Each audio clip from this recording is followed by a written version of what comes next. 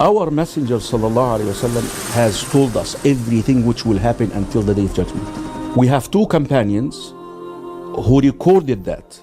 A companion by the name of Amr ibn Akhtab. He said one day the Prophet ﷺ prayed, led us in Salatul Fajr. Then he mounted the pulpit.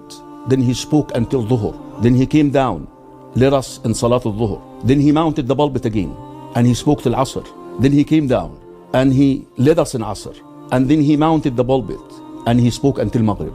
That's the longest khutbah. He told us everything which will happen until the Day of Judgment. This is what we call signs of the Day of Judgment. Now, one of the things that the Prophet ﷺ told us, that there will be khilafah.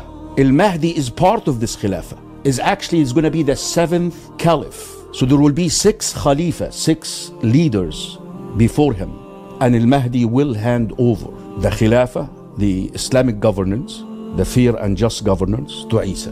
Now, this Ahmadi and Shia don't work together, because the Shia believe that their Mahdi is hiding somewhere in a tunnel for 1200 years, Muhammad ibn Hassan al-Askari, and he's going to appear later on. So the Ahmadi already said that our Mahdi, the Mahdi is out already, and Jesus is out. Khalas, we're done with that. But the Shia still believe that their Imam is hiding somewhere. Al-Mahdi is part of the major signs. That's why some scholars actually call him the transitional sign. There are many minor signs of the Day of Judgment, Eddie, but there are only 10 major signs the Prophet ﷺ named. What are they? Look at this. The smoke, Ad-Dajjal, Ad-Dab, the beast. Those are 3. Isa coming back, returning. Ya'juj and Ma'juj, Gog and Magog. Those are 5. Sun rising from the west. Those are 6. And 3 landslides, one in the east, one in the west. And when we say landslide, that earth will, different to earthquakes. And one in the Arabian Peninsula.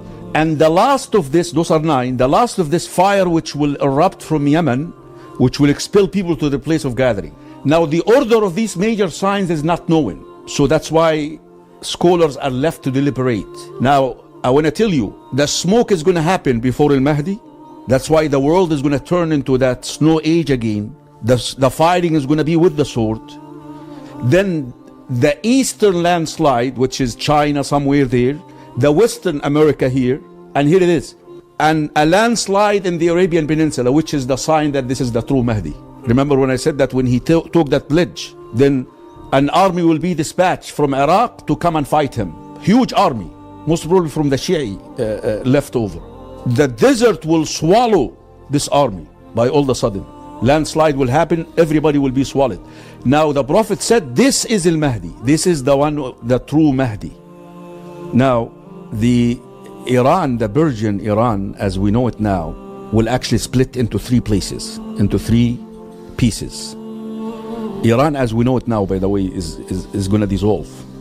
One of them is going to join the Khilafah later on, which is the Iraq side. Another part is going to become the hub for the dissidents, the Zionists, who are now in Baytul Maqdis.